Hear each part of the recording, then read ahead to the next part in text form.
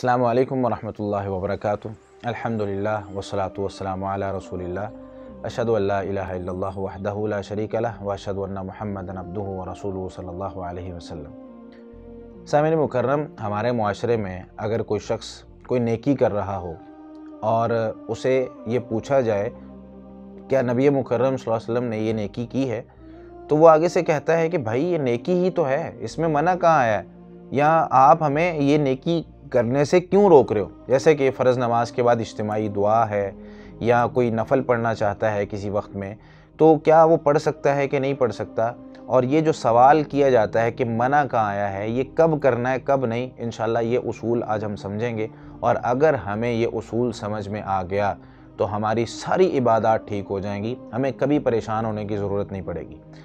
पहले ये बात याद रखें कि दलील मांगनी है या दलील का इनकार करना है। यानी हम ये कहें कि मना कहाँ आया है या ये कहें कि साबित है या नहीं, दोनों में से क्या कहना चाहिए। तो इसमें सबसे पहले हम दो हिस्सों में अपनी ज़िंदगी को तकसीम कर देते हैं। एक है इबादत का हिस्सा। हमारी ज़िंदगी में कुछ है इबादत और कुछ हैं आदात और मामलात। इबादत में ये बात याद रखें, ये कायदा है कि जो इबादत जहाँ जैसे जितनी साबित है वही इबादत वहीं वैसे उतनी ही करनी है। यानी इबादत में तौक़ीफ़ है। अल्लाह रब्बुल आलमीन ने हमें कह दिया ये इबादत करनी है तो हमने करनी है, कहा कि ये इबादत नहीं करनी तो हमने नहीं करनी। लेकिन दुनियावी मामलात में अगर हम कोई भी काम करते हैं तो दुनियावी मामलात में हर काम जायज़ है जब तक उसकी मना की दलील ना आ जाए। यानी इबादत में कोई भी इबादत हम अपनी तरफ से नहीं कर सकते। दुनियावी मामलात में कोई भी काम हराम नहीं है जब तक दलील ना आ जाए। अब ज़रा मैं ये कायदा जो है वो आपको, पहले तो ये हम समझ लें कि ये कायदा बहुत से उलमा ने अपनी किताबों में लिखा है, जिसमें हाफिज़ इब्न हजर रहमतुल्लाह अलैह फतुल बारी में जिल्द नंबर 3 सफ़ा 54 पर लिखते हैं, अल अस्लु फ़िल इबादती अत-तवक्कुफ़, कि इबादत में असल तवक्कुफ़ है। जितनी इबादत अल्लाह रब्बुल आलमीन ने जहाँ जैसे करने का हुक्म दे दिया वो वैसे ही करनी है।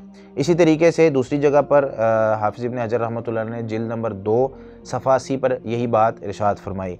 इमाम इब्न दक़ीक़ुल ईद रहमतुल्लाह अलैह, उन्होंने भी ये बात अपनी किताब में इरशाद फरमाई है इहकामुल अहकाम शरअ उम्दतुल अहकाम में, उसकी जिल्द नंबर 1 सफ़ा 200 है। और इमाम सरख्सी रहमतुल्लाह अलैह जो कि हनफ़ी उसूल के माहिर हैं, इनकी किताब है उसूल सरख्सी, उसमें जिल्द 2 सफ़ा 122 पर इरशाद फरमाते हैं, वला मदखल लिर्रई फ़ी मारिफती मा हुआ ताअतुन लिल्लाह, जो अल्लाह की इताअत के काम है उसमें राय को कोई दखल नहीं है।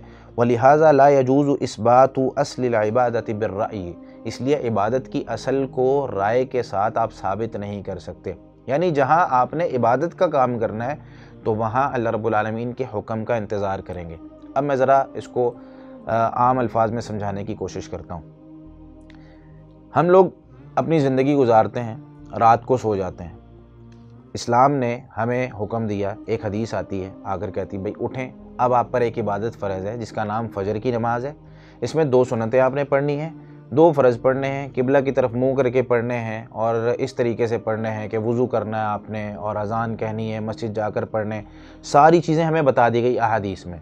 उसके बाद इस्लाम कहता है कोई इबादत आप पे फ़र्ज़ नहीं, आप जाएं अपने काम काज करें, जो आप करना चाहते हैं करें। फिर एक हदीस आती है, कहती है इशराक आपने पढ़नी है, 2, 4, 8 उसके नवाफिल आप पढ़ सकते हैं। मुख्तलिफ़ हदीस उसके बारे में आती हैं, लेकिन ये फ़र्ज़ नहीं है तुम पर। भाई कोई पढ़ना चाहे पढ़ ले, नहीं पढ़ना चाहता ना पढ़े, तरगीब बहुत ज़्यादा है। फिर उसके बाद ज़ोहर की नमाज़ तक कोई हदीस नहीं है हमारे पास। यानी एक हदीस एक आती है आकर कहती है भाई अब ज़वाल का वक्त ख़त्म हो चुका है, अब तुम्हारी ज़ोहर की नमाज़ का वक्त शुरू हो चुका है, इसकी इतनी सुन्नतें पढ़नी है, इतने फ़र्ज़ पढ़ने हैं, इतने आपने नफल पढ़ने हैं, ये सारी आपकी ज़ोहर की नमाज़ है। फिर असर मगरिब सारी इबादत हदीस आएगी, इस्लाम हमें हुक्म देगा फ़लाँ चीज़ फ़र्ज़ के दर्जे में करनी है, फ़लाँ चीज़ मुस्तहब के दर्जे में करनी है, हम करेंगे।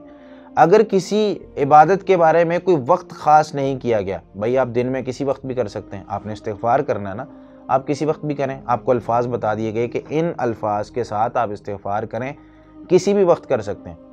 अब कोई शख्स ये इंतज़ार करे कि अगर कोई शख्स, मैं कोई इबादत कर रहा हूँ, मिसाल के तौर पर मैं 10 बजे उठ के 4 नफल पढ़ता हूँ रोज़ाना और मैं कहता हूँ जी ये नफल नबी मुकर्रम सल्लल्लाहु अलैहि वसल्लम से साबित है, तो अगर मैं यूँ कहता हूँ ये बिदअत हो जाएगा। या अगर मैं कोई नेकी कर रहा हूँ ऐसी नेकी जहाँ पर वो नेकी साबित ही नहीं है, जैसे फ़र्ज़ नमाज के बाद इज्तिमाई दुआ हाथ उठाकर की जाती है, तो कोई शख्स अगर किसी को दुआ करता हुआ, या हमारे माशरे में कोई लोग ये भी एतराज़ करते हैं, भाई मना कहाँ है, आप लोग तो दुआ के मुनकर हैं, आप लोग तो दुआ नहीं करते। नहीं, उस वक्त नबी मुकर्रम सल्लल्लाहु अलैहि वसल्लम से क्या साबित है? ऊंची आवाज़ से अज़कार करना, नमाज का सलाम फिरे अल्लाहु अकबर, अस्तगफिरुल्लाह अस्तगफिरुल्लाह, अल्लाहुम्मा अंतस्सलाम व मिनकस्सलाम, ये सारे अज़कार साबित हैं। दुआ फ़र्ज़ नमाज के बाद आप इनफरादी कर सकते हैं, हाथ उठाएं आप करें। नबी मुकर्रम सल्लल्लाहु अलैहि वसल्लम से इस तरीके से दुआ करना साबित नहीं है।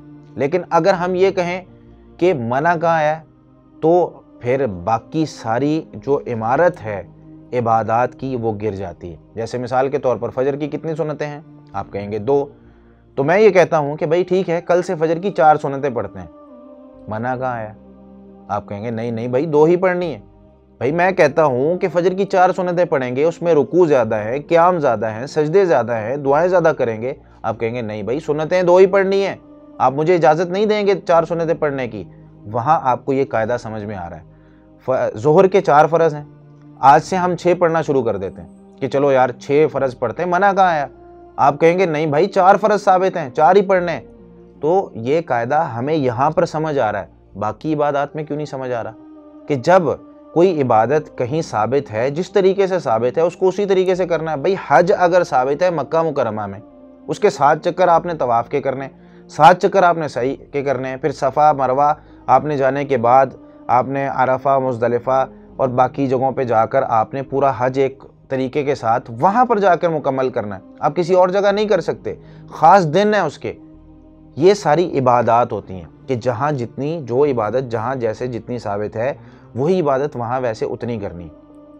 और दुनियावी मामलात में क्या है, हमारे लोग ना मिक्स कर देते हैं कि अगर किसी को कहो भाई ये काम तो साबित नहीं है, नबी मुकर्रम सल्लल्लाहु अलैहि वसल्लम करते नहीं थे, वो कहते थे आप लोग भी तो स्पीकर में अजान देते हो, आप लोग भी तो मोटरसाइकिल चला रहे हो, नबी सल्लल्लाहु अलैहि वसल्लम से साबित है, आप लोग भी तो जहाज़ों में उड़ रहे हो, नबी सल्लल्लाहु अलैहि वसल्लम से साबित है। मेरे भाई ये दुनियावी मामलात हैं, ये आदात हैं, इसमें हर चीज़ जायज़ है। मिसाल के तौर पर खाना पीना, दुनिया की हर चीज़ आप खा सकते हैं। स्ट्रॉबेरी खा सकते हैं कि नहीं, इसके बारे में हदीस मौजूद है? नहीं मौजूद। लेकिन अल्लाह रब्बुल आलमीन ने फरमा दिया वल्लज़ी खलक़ लकुम मा फ़िल अर्ज़ि जमीआ, एक कायदा बयान कर दिया कि अल्लाह रब्बुल आलमीन ने तुम्हारे लिए हर वो चीज़ जो ज़मीन में मौजूद है उसको इस्तेमाल करो, खाओ पियो। तो खाने पीने में हर चीज़ जायज़ है सिवाय उन चीज़ों के जो मना कर दी गई, क्योंकि हलाल चीज़ें बहुत ज़्यादा थी, उनका नाम नहीं लिया जा सकता था, तो इसलिए हराम चीज़ों का नाम लेकर बता दिया गया। भाई तुमने खिंजीर का गोश्त नहीं खाना, भाई तुमने शराब नहीं पीनी, भाई तुमने ऐसे जानवरों का गोश्त नहीं खाना जो कुचली वाले हों, मतलब जिनके ये 2 नोकीले दांत होते हैं, जैसे कुत्ता है, शेर है, ऐसे जानवरों को नहीं खाना। तुमने जो है वो कीड़ी को नहीं मारना, तुमने मेंढक को नहीं मारना। तो जाहिर सी बात है जब उनको मारना नहीं है तो उनको खाना नहीं। तो नाम ले लेकर बता दिया भाई इन जानवरों को तुमने नहीं खाना है, बाकी सारे जानवर तुम्हारे लिए हलाल हैं। बहुत से जानवरों का नाम लेकर बता, घरेलू गधा हराम है, बहुत से जानवरों का नाम लेकर बता दिया गया ये तुम्हारे लिए हराम है, बाकी सारी खाने की चीज़ें हलाल हैं। चावल हैं, आप सब्जियां खाते हैं, कोई नई चीज़ आ जाती है खाने के लिए, अब बर्गर शवारमा या इस तरह की बहुत सारी चीज़ें हैं हमारे माशरे में जो नबी सल्लल्लाहु अलैहि वसल्लम के ज़माने में नहीं थी, लेकिन भाई खाने पीने में हलाल चीज़ें उसमें इस्तेमाल हो रही हैं तो खाएँ। इसी तरीके से पहनने में ये मामलात में है, इबादत नहीं है, तो आप इसको कोई भी लिबास पहन सकते हैं, किसी भी रंग का पहन सकते हैं जब तक कि मना ना है। जैसे कि मर्द के लिए अगर भी रेशम का लिबास नहीं पहनना, तुमने जर्द रंग का, लाल रंग का लिबास तुमने पूरा लाल हो वो नहीं पहनना। तो इस तरह की कुछ अहादीस आती हैं जिससे पता चलता है भाई इस तरह का लिबास नहीं पहनना। भाई लिबास में तुमने सोना नहीं पहनना, सोने की अंगूठी नहीं पहननी, ये चीज़ें हमें मना फरमा दी गई। तो इबादत में अगर कोई इबादत साबित होगी तो हम करेंगे। हम ये सवाल करेंगे भाई कभी नबी सल्लल्लाहु अलैहि वसल्लम ने ये काम किया है, आप सल्लल्लाहु अलैहि वसल्लम की ज़िंदगी में ये काम किया गया है? अगर किया गया, कोई रोज़े हैं, कोई सदका है, कोई भी अच्छा काम जो आप सल्लल्लाहु अलैहि वसल्लम के ज़माने में किया गया है तो हम उसको करें। अगर नहीं किया गया तो इसका तो ये मतलब है कि नाउज़ बिल्लाह नबी मुकर्रम सल्लल्लाहु अलैहि वसल्लम को उस नेकी का नहीं पता चला और हमें पता चल गया, हम उस नेकी को करने के काबिल हो गए और हम वो नेकी करके बता रहे हैं भाई हम ये नेकी कर सकते हैं। उस ज़माने में ये नेकी करने का टाइम नहीं था किसी के पास, उस ज़माने में कोई नेकी नहीं करता था। तो मिक्स ना करें, दीनी मामलात को अलग रखें, दुनियावी मामलात को अलग रखें। दुनियावी मामलात में सब जायज़ है जब तक कोई चीज़ मना ना आ जाए।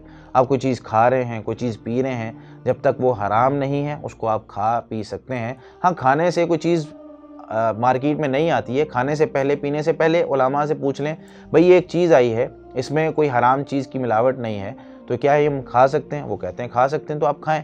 اسی طریقے سے دینی معاملات میں آپ کوئی عبادت کرنا چاہتے ہیں، آپ گھر میں کوئی قرآن خوانی کرنا چاہتے ہیں، آپ کوئی نیکی کا کام کرنا چاہتے ہیں، آپ کسی کو کھانا کھلانا چاہتے ہیں، کسی قریبی عالم کے پاس جائیں، اس سے پوچھیں، قرآن و حدیث کا مطالعہ کریں، اس میں پڑھیں اور اس سے پتہ کریں کہ بھائی کیا یہ عمل نبی مکرم صلی اللہ علیہ وسلم نے زندگی میں کبھی کیا ہے؟ اگر کیا ہے تو کریں، اگر نہیں کیا تو اس سے رک جائیں، وہ کبھی بھی نیکی نہیں ہو سکتی۔ تو امید ہے کہ ہمیں یہ بات سمجھ میں آ گئی ہوگی کہ نبی مکرم صلی اللہ علیہ وسلم نے جو کام کہہ دیا ہے وہ کرنا ہے، جو کر کے دکھا دیا ہے وہ کرنا ہے، جو صحابہ کرام نے نبی صلی اللہ علیہ وسلم کے سامنے کیا وہ کرنا ہے، جو نہیں کیا وہ نیکی نہیں ہے۔ تو ہمیں اس پر عمل کرنے کی اللہ تعالیٰ توفیق عطا فرمائے۔ جزاکم اللہ خیر۔